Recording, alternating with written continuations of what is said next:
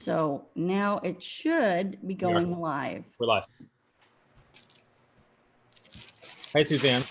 Yes, How are you today? I'm great. Good. You all ready to do a show? No, No? or, We're live. no, Do a we are live. show. Good. Hey, everybody, this is Business First Responders, and I'm here with Jake Jordan and Jay Mamie. I'm Suzanne Johns, and we're going to talk a little bit about the business climate right now.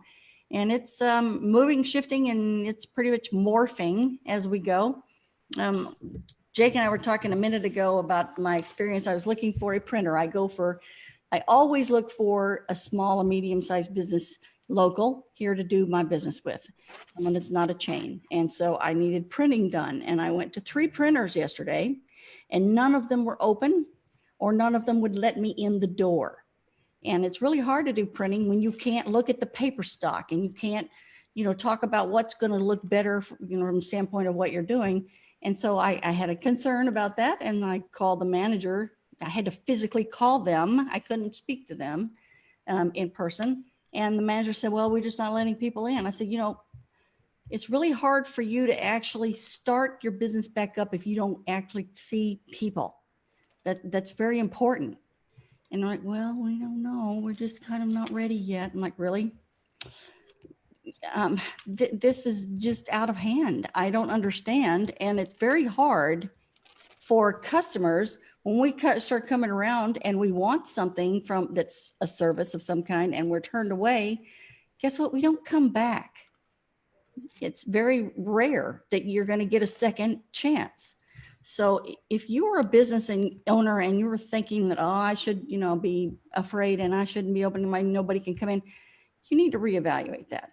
And Jake and I were talking about it. Jake, what you had something they need to do something different, or I don't know. I think they're going down.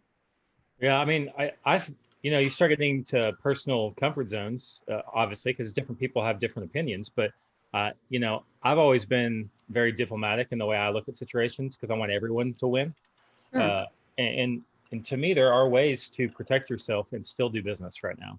I mean, according to anybody you want to listen to, whichever, association or agency or council or whatever you want to listen to, everyone has stuff out there now that says you can go out and do business if you do it this way. Right. So, first thing I thought of when you were talking about that was I wanted to ask Jay what people's mindset was when they're sitting in a situation like that, right or wrong or frustrated or not. Mm-hmm. How does fear play with your minds in situations when there's not a right answer by a law book for that, right? But clearly you needed some paper, so you need some printing done, and they couldn't get it done. And Jay also says, you're going to get wooed away by some other person who is willing to do business with you. And that's a perfect example of it. So it's frustrating for me because I'm always looking for a way to find a win for a customer. And to me, that was an opportunity that was missed by 3 print shops. I think I would have understood if it had just been one, but I tried 3, 2 in Frisco and 1 in Plano, and I was just shocked, totally shocked. I think the challenge is that, fear always will produce idleness.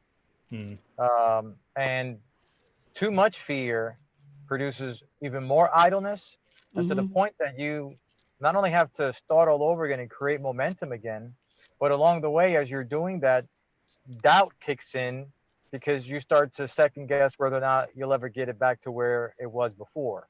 Right. So it really is a downward spiral. And I'm glad you guys are mentioning that because I've experienced the same exact thing with a couple of other businesses in the last week where these folks are in this crossroad of trying to move forward, adjust, and the other side of it is doing absolutely nothing, waiting for someone else to do something, waiting to see what happens, what news report comes out, and they're missing time.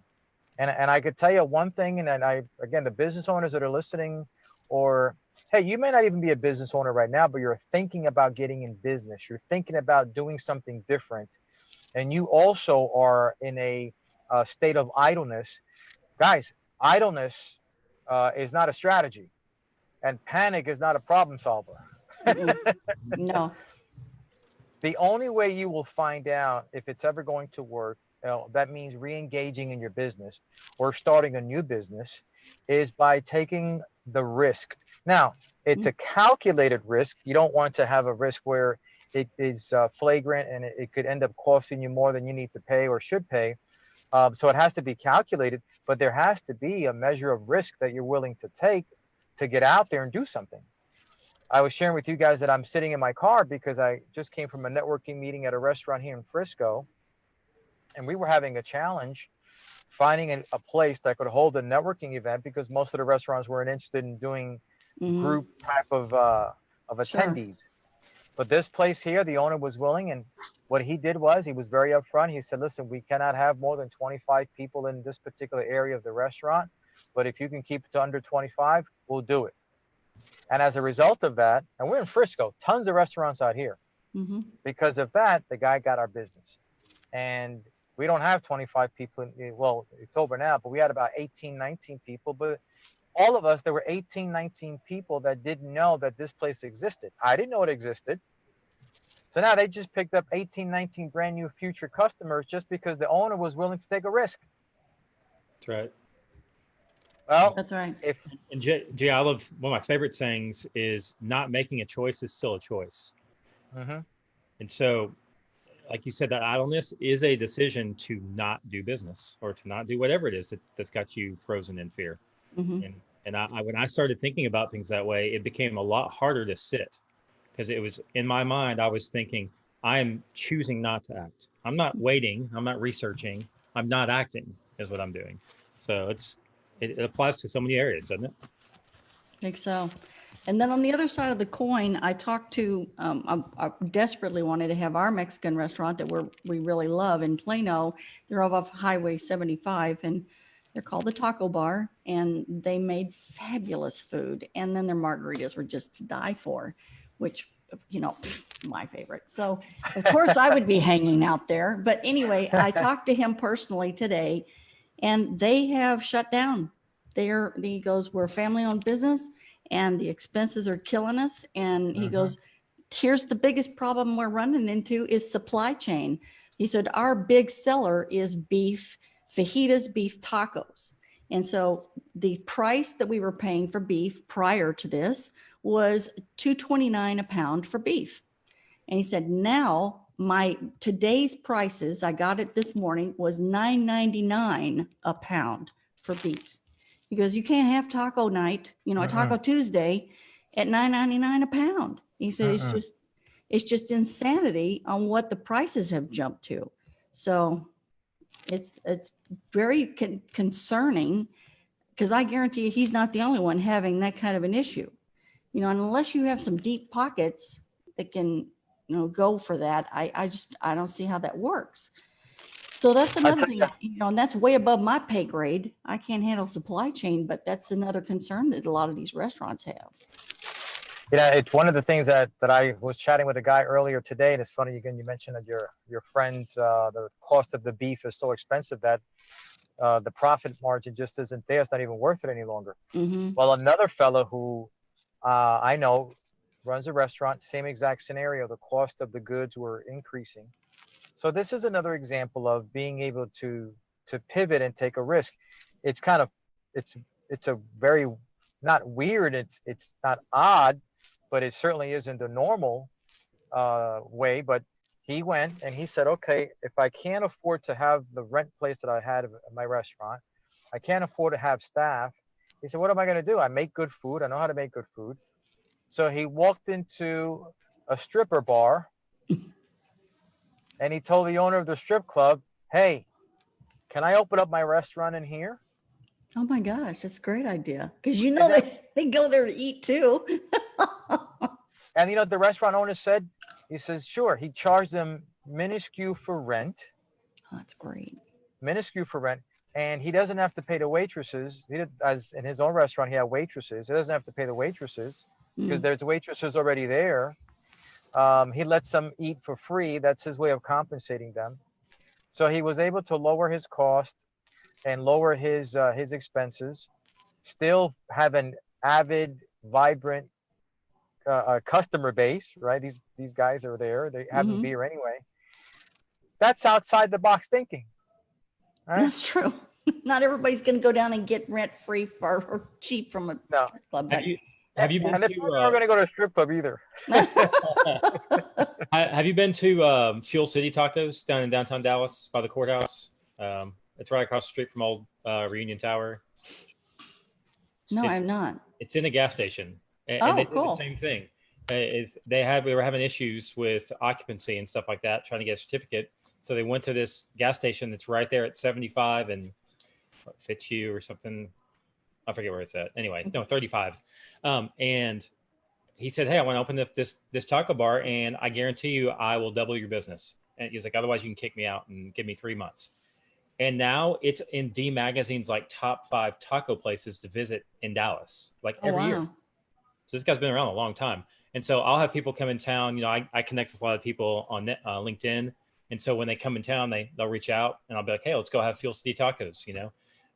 So he's developed a nice little thing down there for same idea. It's just, where can I go where customers are Hmm. who want what I have? Or where can I go that there are already customers that I can supply that for them? Right. That's excellent. Yeah. That's a great idea.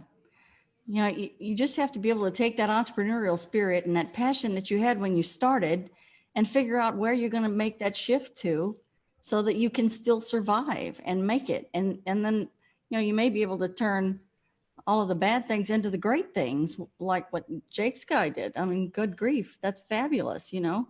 Or that Jay's guy, you know, allowed a networking group in. Because let me tell you something, those networking groups, they all eat, they all drink something, and then they come with quite a few people, you know. And if you could even give them a limit, they'll still show up to whatever that limit is, and because they'll respect that. It's, you know, they know how to follow the rules from that standpoint. So I kudos for that, for sure. And then I guess the other thing is, if you're going to be one of those businesses that's going to hide and be afraid, then the people that are sitting on the couch right now that are thinking, you know, I could do that, then now is your opportunity, because they just gave you an opening for you to start something up and probably be quite successful with it. Yep, for sure. Well, so I have this morning podcast, right? And every morning we check in with each other. It's just like a little 15-minute check in with my buddy, and we're always asking ourselves, what's next? Like, what did we fail at yesterday? What are we going to fail at today? Because failing forward is what we want to do every day. Okay. And so I want to ask both of y'all, how can we fail forward?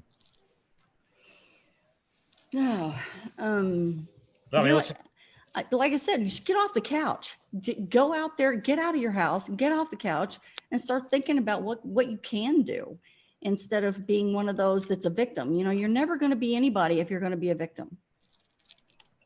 it's true.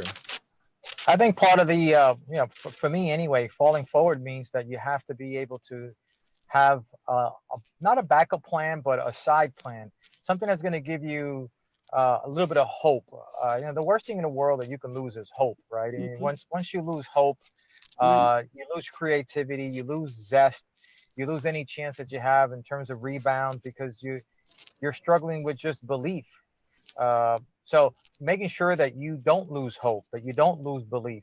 And how do you do that? You continue to be proactive in looking down the road, being Mhm. forward focused, and recognizing that challenges come and go. That's part of being, and that's just life, but obviously in business, that's a reality of it. And if you're an entrepreneur at heart, and this is the key, if you're an entrepreneur at heart, then are you going to stand through the tough times, or are you going to cower when things get a little bit challenging? And when I mean cower, I mean give up on those entrepreneurial hopes, those entrepreneurial dreams, give up Mhm. on that freedom that comes with being an entrepreneur, because that's the number one reason people become business owners and pursue an Right. entrepreneurial life, is because of freedom. Finance is second, Mhm. freedom is first. If you talk to any entrepreneur, if you told them, hey, we'll pay you X amount more money, but now you have a job, a schedule that is determined and Right. dictated by someone else, or you could take a little bit less money and have freedom to run your own day and freedom Mhm. to call the shots. Most entrepreneurs will tell you it's the latter. They got in business for freedom, not for finance. Now, if Right. you do the freedom part well, there'll be enough finances to keep you happy and make it worthwhile. Well, are you going to compromise that? Are you now, because things are a little bit challenging, are you going to give up on those dreams and that freedom? Is that not worth fighting for?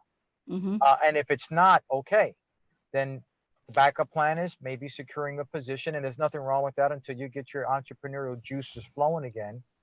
But you've got to do something. And I think in the spirit of falling forward, that means finding the next thing to do. Don't just sit there and do nothing. There has to be something that you can also get excited about, whether it's revamping your business or looking at something new.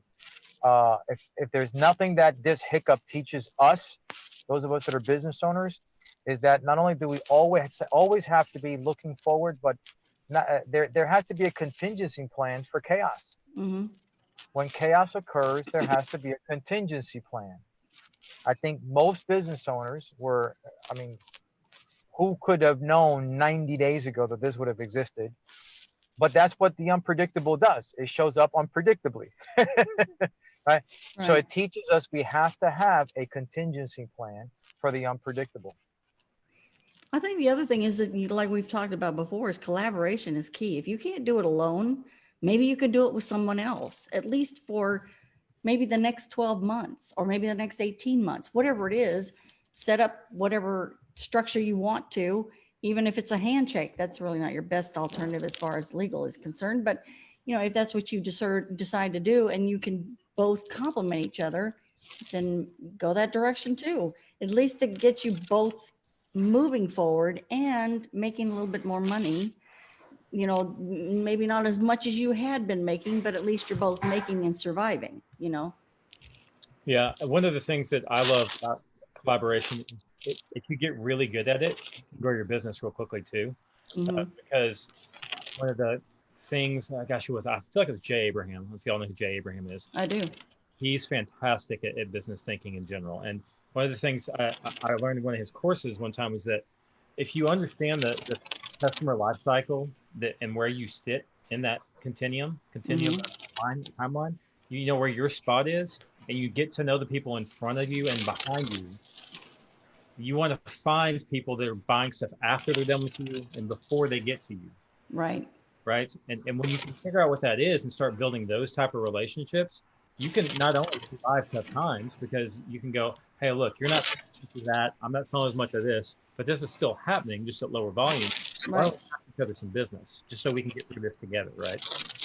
Or when there's not things going on like this, you can boost it because it's like, hey, look, we're like-minded. We both care about the customer. You're just in a little bit different cycle part than I am.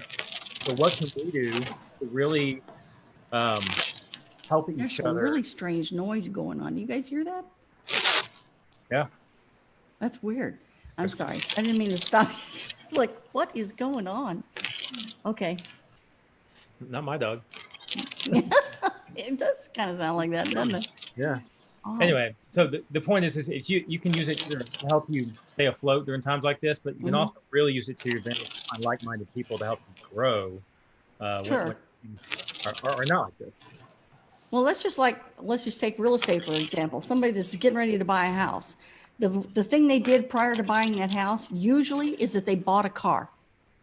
So if you work with a car dealer and you make a relationship with them, that's what I used to do. I used to go down and make a great friend out of the top salesman. And I knew every time that somebody purchased a car, they immediately were getting information from me, because the next thing they would do, and I mean 60 days away, they're buying a house. So I was the first one that was in front of them, and then I would snag the customer. Just thinking, beforehand. That is the strangest noise. I've never heard that before. Isn't that? Yeah, it's interesting. I don't hear it. Is it a UFO? It stopped when you started talking. Yep, it's coming from your thing there, I think. Really? From my phone there? I knew I should have left that UFO alien home. No, that's odd. I don't have no. I don't see you doing anything, so I don't know what's going on over there. Maybe somebody's out there doing the lawn. That's a possibility. I can say we did talk about on the podcast, we were talking about funding And then I left you with a bunch of information, Jay, about being able to get grants. There are so many grants available, especially for women and minority-owned businesses. So if you have not done any research on that, I strongly suggest you do.